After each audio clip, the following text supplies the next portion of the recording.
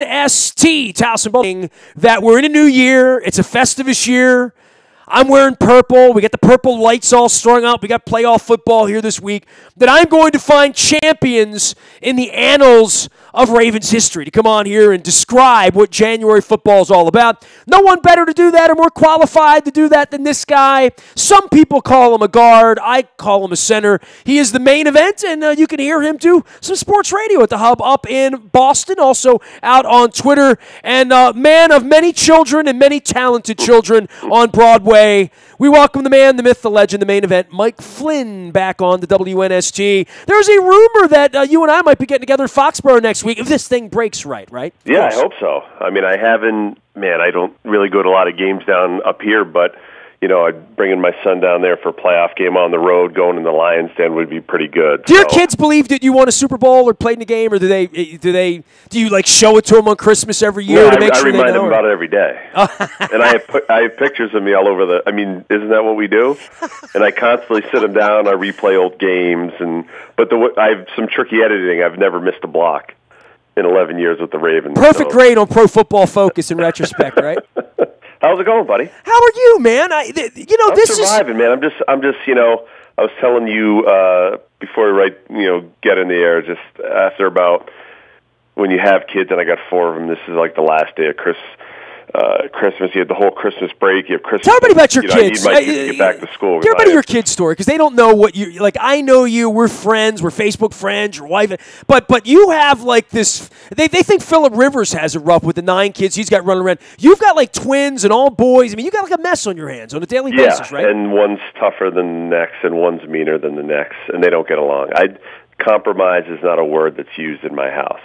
So that's the problem. I've come to figure it out. Nobody can compromise. How old are these kids?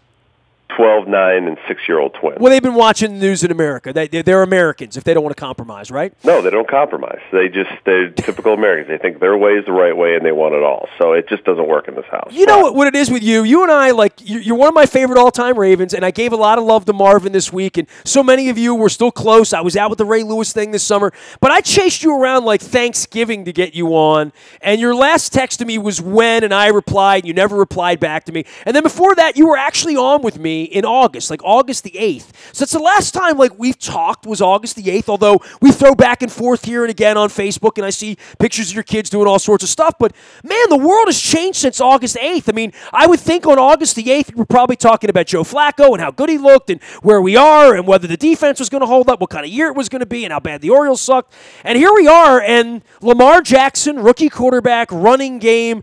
Dude, you did a lot of pulling, you did a lot of running, you did a lot of pass blocking, you did it all as a player in this league for a decade. Tell me how this is working from your perspective as a center guard in an offense that now wants to run the ball every single play. Yeah, I mean, it's the style of offense is unique. I mean, you don't really see it around the NFL, which I think obviously they're benefiting from it. I mean, first off, Lamar Jackson's a really good athlete. I mean, that's the biggest part of the equation. But I don't mean this. It's not a demeaning, but the running game, it's like qualities of like a high school offense. I mean, they're motioning, they're running jet sweep, they're faking jet sweep and running QB counter, read option, throw the slant. You'll see that a lot of colleges, and so this game, the offensive game plan that they have isn't really run at the NFL level. So it requires a lot of discipline with the defense and reading keys and being disciplined with your eyes. And you could watch it on tape, but if you don't see it, it could be pretty effective. And a lot of these teams try to do it in college. You can scheme it. You see it every week. You could man up on the outside, and it's a little bit easier to defend.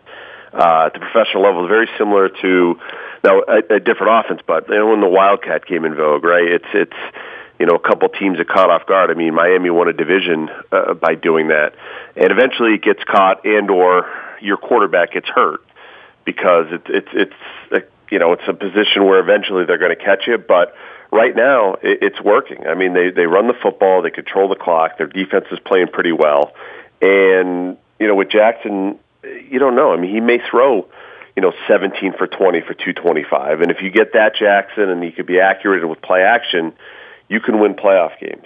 And he certainly has injected life to this team. And, I guess it's a little bit of a bad draw with San Diego just in the fact that, they did play them a couple weeks ago, and they saw that type of offense live, and they have a pretty good defense. So my guess would be they're going to have a better handle on it, and it'd probably be a little bit tougher for the Ravens. Can you get a handle on it? I guess maybe that's the question, man. I mean, I would think, and I'm going to be talking to a lot of people about this, and whether they get to the Super Bowl or not. I go down and sit at the Super Bowl and talk to smart people like you that played the game. I'm just fascinated by how many people thought this wasn't possible, in this sort of way. And it is a small sample size. It's been going on for 7 or 8 weeks, right? And they've kept him healthy, and he's made it to post, and they have confused the hell out of everybody. And there's been this complimentary part of it. And Flinner, I'm going to take a deep dive with you here because I've been talking at length about this through the holidays, but I haven't talked a lot about it, and I want to talk it through with people smarter than me like you. I've read Astroball lately because the Orioles have gone to this analytic thing, and I know Eric DeCosta and all the people in football are trying to get up on analytics and how this works, and you're trying to find sort of a market inefficiency. And the thing that I'm seeing here, and I know what a basketball fan you are, there's really nothing like this in baseball other than if a guy gets hurt or a starting pitcher or whatever.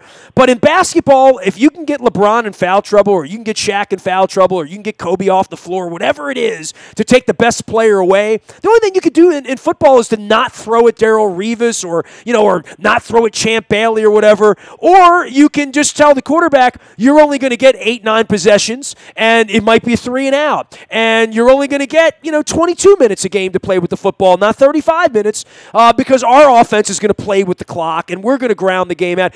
There's a complementary part of it that I didn't see, that I didn't believe, that I said they're running this Navy offense, this high school offense, this rugby offense. How in the world is this ever going to work? Dude, I don't think it can work for years. I don't even know if it can work for a season, given how hard this kid gets hit and how often he seeks contact. But I know in a short sample size, it's worked in a way, and it's worked in a down and distance way to create these 2nd and 2, 2nd and 3, 2nd and 4 that I've never seen in my life, Flynn. Well, I mean, certainly you mentioned the complementary piece to that. If your defense is giving up the least amount of yardage in the league and they're giving up just under 18 points a game, that works. And, you can get away with grinding the clock out, and you don't need to have big chunk yardage. I mean, you can get it, but it's not a necessity. But, if you're going to play the Colts and you're going to play, I'm thinking maybe the Patriots, the Chiefs, I mean, these teams could put points on the board against your defense, and if they could put pressure on your offense, and that's where you could struggle with this offense. I mean, very similar to when I played with the Ravens. We had a great defense, and the style we played, it worked. I mean, but you were happy to punt. We won a division, we won a Super Bowl, but at some point, it does catch up to you. But with that said, it's a little different. I mean, this is what their Ravens are doing now. It's much more dynamic and harder to defend than what we did, but he's a quarterback, and he's not built like a running back, and eventually he will get hit. These guys defensively can read and react. They're athletic, defensive coordinator-wise, and how they play the linebacker's backside to deal with the quarterback, maybe play man on the outside more. I mean, there's things you can do, but yeah, right now it's pretty effective, and I think in a short term, and like right now, I think it'd be a hell of a lot more effective than maybe a year or two from now. So, I mean, they're a dangerous team. Like, if I was New England or the Chiefs, I wouldn't want to play the Ravens. That'd be the team I just wouldn't want to play. Because if you get into the mud with the Ravens, you're going to lose that football game. And they can do it. They can make you play that type of style. And Jackson needs to hit some big plays downfield. He doesn't need to be perfect. But he does. His athleticism puts pressure on you. The question would be, does he stay healthy? That's the big if, because, I mean, he takes a lot of hits. He doesn't run like a running back. He doesn't have the size. He doesn't have the strength. And most of the time he is in space with smaller guys, but he will take his hits. But right now it's working great. And if your defense plays really well, you have a chance to be in every game and win. Did you think of yourself more as a run-blocking offensive lineman, or what were you Run better? blocking would be probably what And I would say most guys in the league. league would say that to some degree, right? That Yeah. you know, you're sort of graded along those lines. If you can't run block, you're probably not of much use to most offensive line coaches. I would say everybody likes to run block, but is there a point where? And I know slobber knocking guys is fun and all of that, but it feels to me like it would be exhausting for an offensive line as well as it would be for the defense, and the defense tends to sub a little bit more, you know? Yeah, I mean, I don't know. I mean, when we did it, you know, there was a need for it.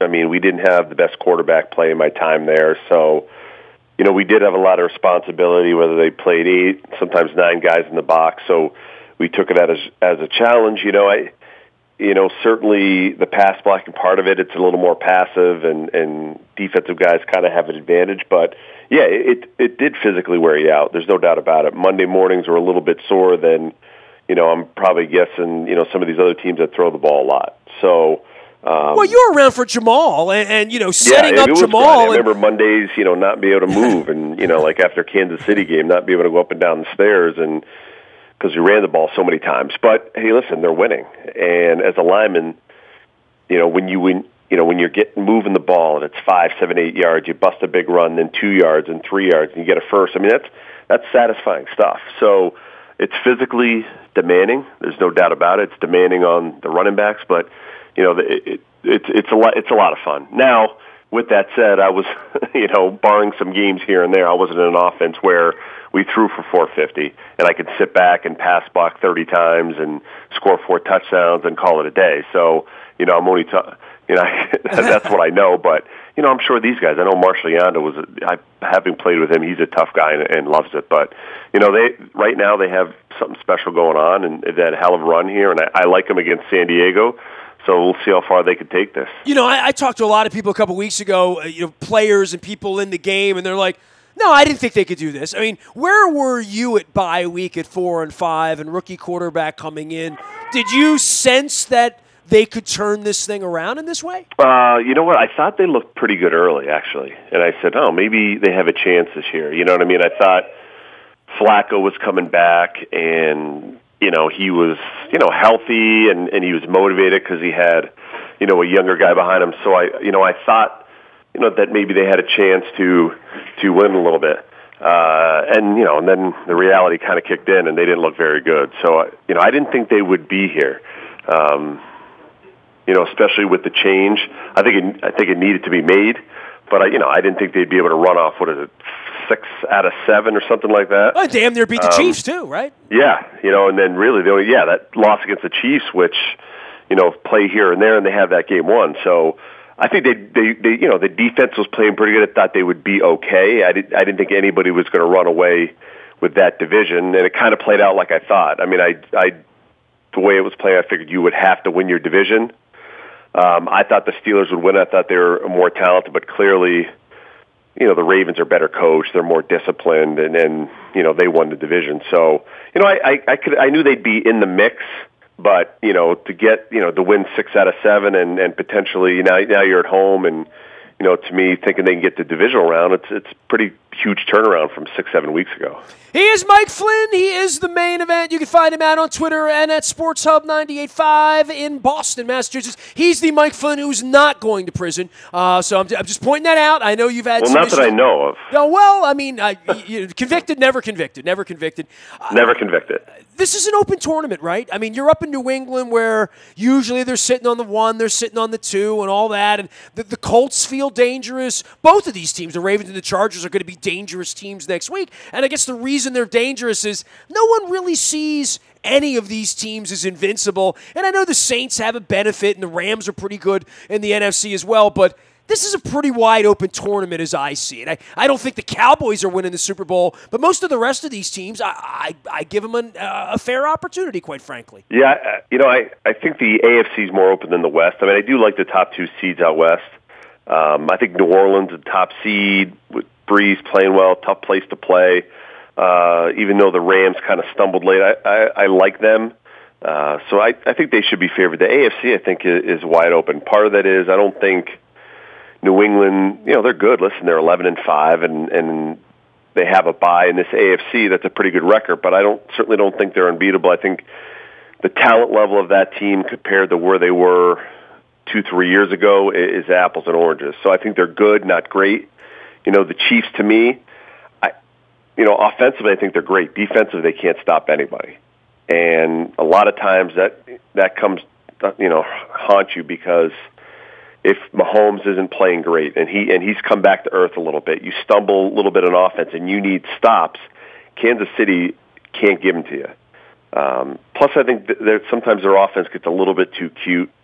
The motions and the formations and everything and late game decisions. And it comes to January, I don't know if they can win in January. So I think it's open. I think it's an open. I mean, look at the Colts. Andrew Luck, he's back. He looked great against the Titans the other day. I mean, whenever you have a quarterback of that caliber, you have a chance to win football games. So, it's going to be interesting. It's the first time I think the AFC has been like this in a few years. With New England being the best, but the lower end guys getting in weren't very good. But I think, a team like San Diego has a chance. I think the Colts have a chance, to win a game, maybe win two, who knows. So it's pretty interesting. In the NFC, maybe the Eagles. I mean, do they find lightning in the bottle with Foles? But I still like the top seeds in the NFC. I don't fall asleep on Trubisky and that Bears defense either. I like what I see of that kid. That kid came in here and beat us last year. I'm not shocked that he's in the playoffs. I think he's the guy nobody talks about. I think of that kind of like a couple. It was 2000 and there was a 13 with that Denver defense. Now, I don't think this defense is as good as that Denver one was, but it's pretty damn good if you look at the numbers. And Peyton Manning. He's Peyton Manning, and he has a great history, but if you look at what he did in those games and that season, he wasn't very good. I mean, Trubisky is playing better than he was at that time. So, when you have a good defense, they're going to have one home playoff game. Defense travels well, right? And I think Trubisky and maybe Cohen, guys like that can make enough plays for you to win. So, I think they have a chance. I mean, to me, it's great, but now your first round draw is the Eagles. I mean, that's like, you have a great season, 12-4, but that's your first-round draw, and that's tough. I mean, that's going to be a tough draw for them. The Eagles, I think, are still a pretty decent football team. Certainly, they got a lot of vets that have been there and done that, and, Foles is back, and they seem to be a different team at the end of the year when the kid gets in there. He is up in Boston doing All Things Sports Radio now after an 11-year illustrious National Football League career here as a member of the World Champion Super Bowl 35 Baltimore Ravens. You can find Mike Flynn at Flynn985 out on Twitter as well as at 985 The Hub. All these years, man, this Ryan Johnston guy and you guys never had me on up there, man. We play up there next week. I want to come on and throw it around with you, Flinner. Yeah, why don't you come on and then let me dictate the interview. All right, well, yeah. You know what I mean? Where I get to, ask the questions. I am a great sports radio guest. The way I got to go. I am a better guest than I am a host, believe me. I mean, because I like to do more talking. Last thing for you here on all of this, Brady and the Patriots, which is what you do every day. Obviously not the amount of talent they've had in the past. All the rocking of the ship and the bad vibes and the TB12 and the Guerrero, all that stuff that went on there. They're still well-positioned here to sneak in and steal another one. And who knows, Josh McDaniels might actually take a job next year, huh? Yeah, I mean, I think he is. I didn't at the beginning of the year. Not during the year, there was conversation about potential openings, and I didn't think he would just because of he came back and, I didn't know how quickly he wanted to leave after maybe the Crafts extended themselves financially or whatever. But, I do think he may take a job, and I think he's kicking himself he didn't take that Colts job now because it looks like a pretty good job. But yeah, I mean, well, it looked like a good job if you had a quarterback. You either had a 1-1 super worldly quarterback or you didn't, right? Like that was a crazy scenario for any coach, I think, to take it. Right? What, the Colts? Yeah, sure. Well, yeah, I mean, he didn't know. I mean, and I think that's why he kind of backed down. I don't think he got security here. He's back home in the nest, and he wasn't quite sure what Andrew Luck was, but.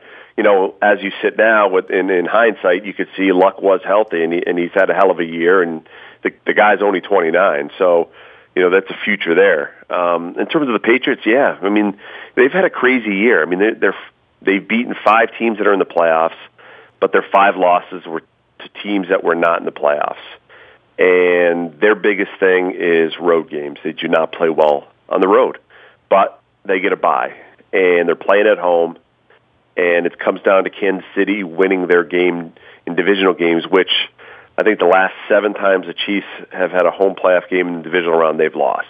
and Ravens have beat them up there in Kansas City. So, they are in a good position. I mean, it's better off than if maybe they were the 1 seed, just about who they potentially could play.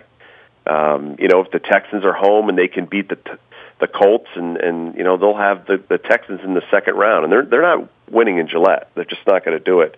So they're in a good spot, and they win when they have to.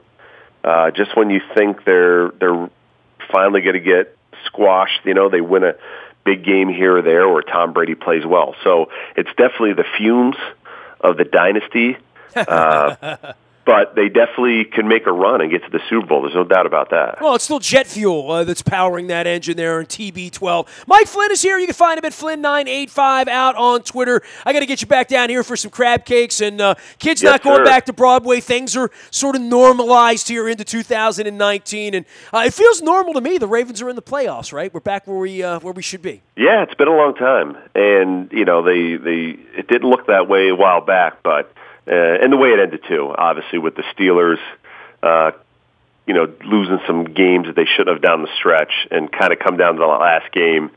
And I thought it was great, though. As I was watching the Ravens game, they were, flashing to the Steelers stadium and all that. It was great. I mean, I don't know. It still makes me laugh. By the way, go on to Eric Weddle's Twitter. He trolled them on Tuesday. All right. It was beautiful. Yeah. Well, the Steelers were all down on the field, and you played on that field, and I played on that field. They were all watching, and there's that moment where Mosley comes down with the ball, and they all at once pick up and walk off the field at the same time. And there's a video from field level of it. That's great. And Weddle trolled them about, maybe all that wishing and hoping didn't work out so well for you. That's great. You probably should have done it with a big bowl of ice cream. Flinner, love you. Happy 19 to you. Another year in our friendship. And hopefully we'll be getting together for a little football and buckling up the chin strap up in Foxborough next week, all right?